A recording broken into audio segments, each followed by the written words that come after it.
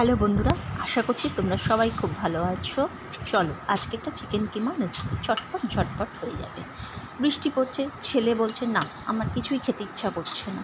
তখন ভাবলাম লিসিয়াস থেকে একটা চিকেন কিমার প্যাকেট অর্ডার করলাম। করে নিয়ে তারপরে কী করলাম, ছোটো ছোটো ছোটো ছোটো করে আলুর টুকরো করলাম, করে সেটাকে ভেজে নিলাম যেরকমভাবে ভিডিওতে দেখছো।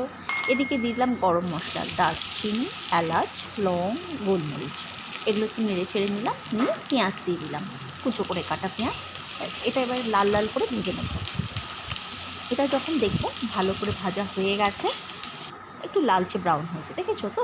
ব্যাস এবার কী করলো, মিক্সিতে বেটে রাখা টমেটো, আদা, রসুন, লঙ্কা পেস্টটা চটপট এর মধ্যে দিয়ে দিলাম।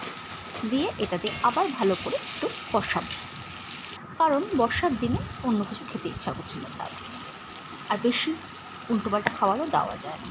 আচ্ছা, এটা যখন কষাচ্ছি তখন এর মধ্যে দিলাম নুন, হলুদ, দিলাম গরম মশলা, দিলাম লাল লঙ্কা মানে কাশ্মীরি লঙ্কার গুঁড়ো, আর জিরে আর ধনের গুঁড়ো, সবই ওই 1 চামচ পরিমাণে।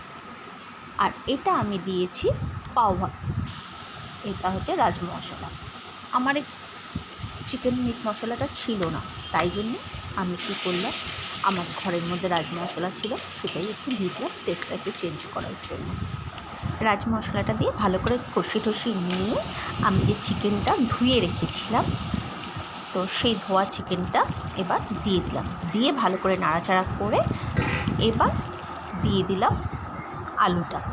এই যে লিসিসের প্যাকেট, এই প্যাকেটটাই আমি নিয়েছিলাম।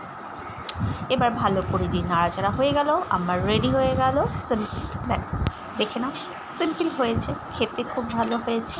রুটি, পরোটা, ভাতের সঙ্গে অসাধারণ লাগবে। আচ্ছা, তোমরা কে কোত্থেকে দেখছো আমার প্রোগ্রামটা কমেন্ট করে জানিও।